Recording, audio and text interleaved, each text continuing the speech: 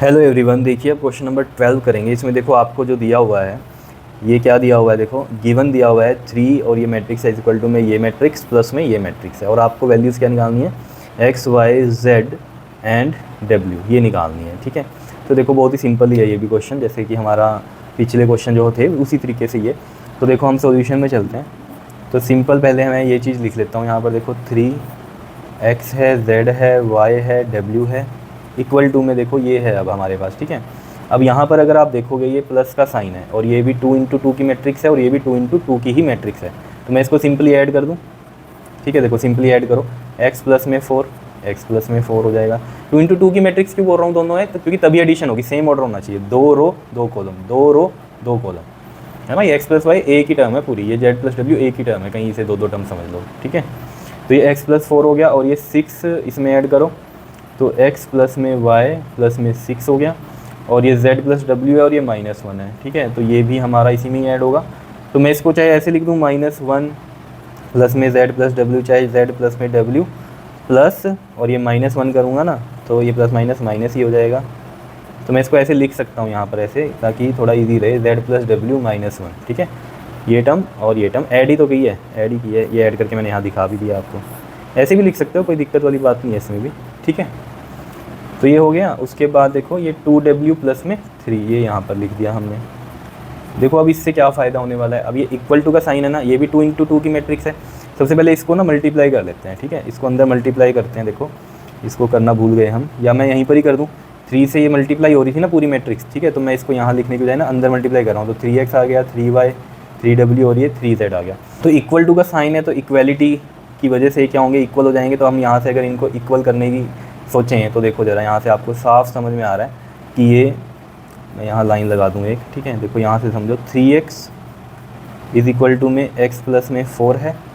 ठीक है, और 3y इज़ इक्वल टू में x प्लस में y प्लस में 6 है। ठीक है, ये चीज़ समझ में आ रही है आपके या नहीं, बताओ। और ये हो गया, और ये देखो 3z इज़ इक्वल टू में z प्लस में w -1। सेम पोजीशन वाले इक्वेट हो रहे हैं, है ना, इक्वल टू का साइन है, तो ऑब्वियसली मैट्रिक्स में ये पोजीशन क्या है, इक्वल है। तो ये एलिमेंट्स इक्वल हैं, 3w और ये वाला भी इक्वल रहेगा। तो ये मैं यहाँ लिख देता हूँ, देखो 3w इज़ इक्वल टू में 2w प्लस में 3। ठीक है, यहाँ पर कर लेते हैं इसको, सिंपल है।